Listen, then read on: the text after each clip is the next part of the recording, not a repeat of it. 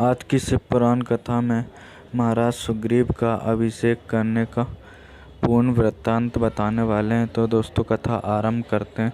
कथा आरंभ करने से पहले अभी तक आपने हमारा चैनल सब्सक्राइब नहीं किया तो दोस्तों सब्सक्राइब जरूर कर लीजिएगा। बलि के अंतिम संस्कार से निवृत्त हो जाने के पश्चात हनुमान जी ने हाथ जोड़कर श्री रामचंद्र जी से निवेदन किया, हे ककुत स्थल नंदन वानर राज सुग्रीव को आपकी कृपा से उनके पूर्वजों का राज्य पुनः प्राप्त हो गया है। यह अत्यंत कठिन कार्य था जो कि आपके प्रसाद स्वरूप ही संपन्न हो पाया है। अब आप कृपा करके उनका राज तिलक कर अंगद को युवराज प्रदान करें। हनुमान की प्रार्थना सुनकर राम बोले, हनुमान सौम्य मैं पिता की आज्ञा का पालन करते हुए वन में निवास कर रहा हूँ। अतः 14 वर्ष की अवधि पूर्ण होने के पूर्व किसी नगर अथवा ग्राम में जाना मेरे लिए उचित नहीं है। अतएव तुम लोग सुग्रीव के साथ नगर में जाकर राज्याभिषेक की प्रक्रिया पूर्ण करो। फिर राम ने सुग्रीव से कहा, हे मित्र, तुम लौकिक और शास्त्रीय व्यवहार के ज्ञाता हो, नीतिवान और लोक व्यवहार कुशल हो, इसलिए अपने भतीजे अंगद को युवराज का पद प्रदान करो।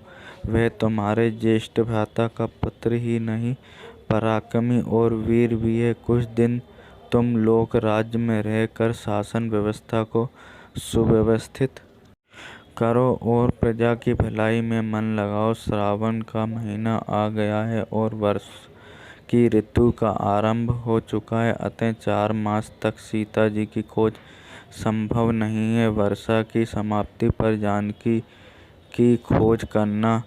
मैं इस अवधि में लक्ष्मण सहित इसी पर्वत पर निवास करूंगा। राम से विदा होकर सुग्रीव किष्किंधा जाकर किष्किंधाधारी की शासन व्यवस्था में व्यस्त हो गए। इस अंतराल में राम लक्ष्मण के साथ प्रसन्न पर्वत पर निवास करने लगे। एक सुरक्षित कंदरा को कुटिया का रूप देकर वे लक्ष्मण से बोले, हे भाई, हम वर्षा ऋतु यहीं व्यतीत करेंगे।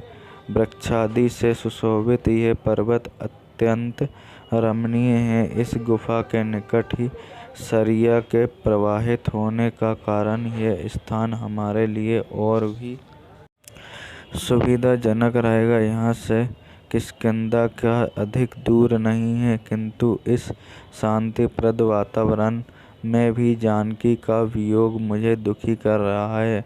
उनके बिना मेरे हृदय में भयंकर पीड़ा होती है। इतना कहकर वे शोक में डूब गए। अपने अग्रज को शोकातुर देखकर लक्ष्मण बोले, हे वीर, इस प्रकार व्यथित होने से कोई लाभ नहीं है। शोक से तो उत्साह नष्ट होता है। उत्साहीन हो जाने पर रावण से हम कैसे प्रतिशोध ले सकेंगे। इसलिए आप धैर्य धारण कीजिए। हम रावण को मारकर भावी को अवश्य मुक्त कराएंगे। केवल कुछ दिनों की बात और है। लक्ष्मण के वचनों से राम ने अपने हृदय को स्थिर किया और प्रकृति की शोभा निहारने लगे। थोड़ी देर तक वे वर्षाकालीन प्राकृतिक दृश्यों का अवलोकन करते रहे। फिर लक्ष्मण से बोले, हे लक्ष्मण, देखो, इस वर्षा ऋतु में प्रकृति कितनी सुंदर प्रतीत होती। ये दीर्घाकार मेघ पर्वतों का रूप धारण किए आकाश में दौड़ रहे हैं। इस वर्षा ऋतु में ये मेघ अमृत की वर्षा करेंगे। उस अमृत से भूतल वासियों का कल्याण करने वाली नाना प्रकार की औषधियाँ, वनस्पति, अन्न आदि उत्पन्न होंगे। इधर इन बादलों को देखो, एक के ऊपर एक खड़े हुए ये हैं। ऐसे प्रतीत होते हैं मानो प्रकृति ने सूर्य तक पहुँचने के लिए इन कृष्ण श्वेत सीढ़ियों का निर्माण किया है। शीतल मंद सुगंधित समीर हृदय को किस प्रकार प्रफुल्लित करने का प्रयत्न कर रही हैं, किंतु विरही जनों के लिए यह अत्यधिक दुखदायी भी है।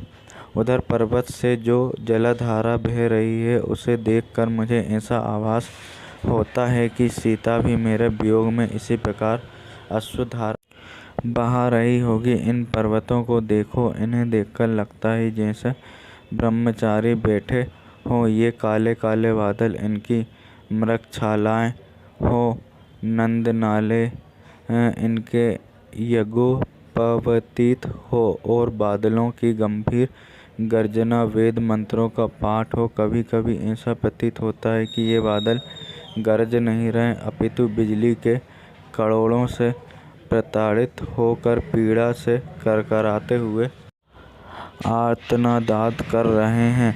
काले बादलों में चमकती हुई बिजली ऐसी प्रतीत हो रही है मानो राक्षस राज रावण की गोद में मूर्छित पड़ी जानकी हो। हे लक्ष्मण, जब भी वर्षा के दृश्यों को देखकर अपने मन को बहलाने की चेष्टा करता हूँ, तभी मुझे सीता का स्मरण हो जाता है। ये देखो, काले मेघों के दसों दिशाओं को अपनी काली चादर से इस प्रकार आवृत कर लिया है जैसे मेरे हृदय की समस्त भावनाओं को जानकी के वियोग ने आच्छादित कर लिया है।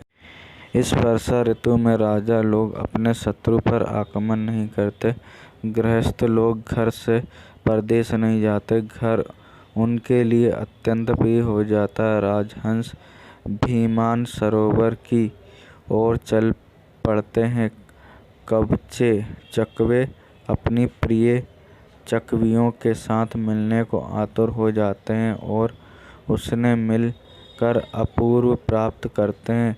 किंतु मैं एक ऐसा अभागा हूँ जिसकी चकवी रूपी सीता अपने चकवे से दूर है और मोर अपनी प्रियाओं के साथ नृत्य कर रहे हैं। ऐसा प्रतीत होता है कि बगुलों की पंक्तियों से शोभा में मान जल से भरे श्याम वर्ण मेघ मानो किसी लंबी यात्रा पर जा रहे हैं। वे पर्वतों के शिखरों पर विश्राम करते हुए चल रहे हैं। पृथ्वी पर नई नई घास उग गई हैं और उस बिखरी हुई लाल लाल वीर बहुटियाँ ऐसी प्रतीत होती हैं मानो कोई नवयौवना कामिनी हरे परिधान पर लाल बुटे वाली बेल लगाए लेटी हो। सारी पृथ्वी इस वर्षा के कारण हरितामय हो रही है।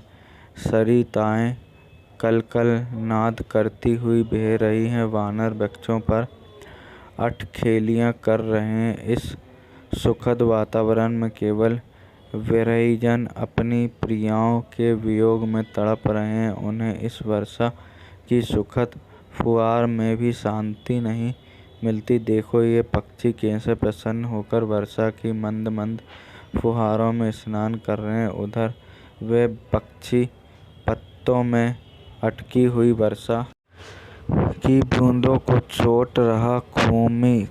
सूखी मिट्टी में सोए हुए मेंढक मेघों की गर्जना से जाग कर ऊपर आ गए हैं और टर टर की गर्जना करते हुए बादलों की गर्जना से स्पर्धा करने लगे हैं। जल की वेगवती धाराओं से निर्मल पर्वत शिखरों से पृथ्वी की ओर दौड़ती हुई सरिताओं की पंक्तियाँ इस प्रकार बिखर कर बह रही है जैसे किसी के धवल कंठ से मोतियों की माला टूट कर बिखर रही हो। लो, अब पक्षी घोंसलों में छिपने लगे, कमल सकुचाने लगे और मालती खिलने लगी है। इससे प्रतीत होता है कि अब शीघ्र ही पृथ्वी पर संध्या की लालिमा बिखर जाएगी। फिर राम निश्वास छोड़ कर बोले, वाली के मरने से सुग्रीव ने अपना राज्य पा लिया। अब वह अपनी बिछड़ी हुई पत्नी को पुनः पाकर इस वर्षा का आनंद उठा रहा होगा। पता नहीं मैं अपनी बिछड़ी हुई सीता के कब दर्शन करूंगा। अब तो श्रावण मास का अंत हो चला है। शीघ्र ही शरद ऋतु का प्रारंभ होगा। दुर्गम मार्ग फिर आवागमन के लिए खुल जाएंगे। मुझे विश्वास है शरद ऋतु आते ही सुग्रीव अपने गुप्तचरों से अवश्य सीता की खोज कराएगा। इतना कहकर राम गंभीर कल्पना सागर में गोते लगाने लगे।